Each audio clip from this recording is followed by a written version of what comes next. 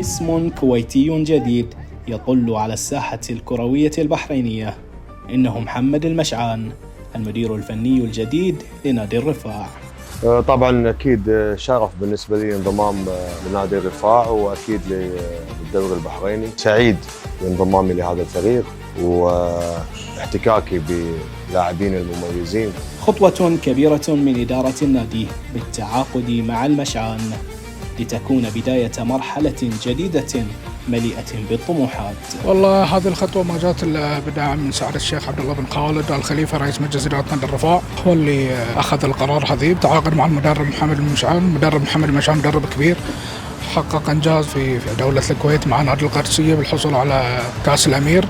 مدرب للأمانة أعتقد العمل الفني اللي قاعد نشاهده أو الفكر اللي موجود عنده قاعدين نلاحظه في التمارين والمباريات الودية. إن شاء الله راح يكون إضافة قوية للفريق، راح يحقق اللي يتمناه مجلس الإدارة إن شاء الله هذا الموسم. أهداف الرفاع ليست أنا يعني من يحددها، أهداف الرفاع محددة مسبقا باسم نادي الرفاع. اسم نادي الرفاع كان دائما مطالب بتحقيق البطولات، مطالب بتحقيق الكؤوس، مطالب بالفوز في كل مباراة. فأنا أعتقد أن الهدف واضح، لكن اليوم للوصول إلى هذا الهدف نحتاج إلى مسار ونحتاج إلى عمل.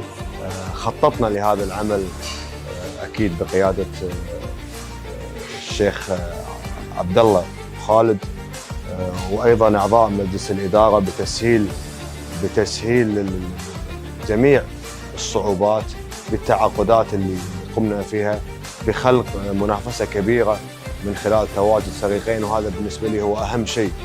اليوم المنافسة على الألقاب تأتي من خلال منافسة اللاعبين لأنفسهم، وأنا أعتقد أن هذا الشيء إلى الآن إحنا في المسار الجيد، في المسار الصحيح.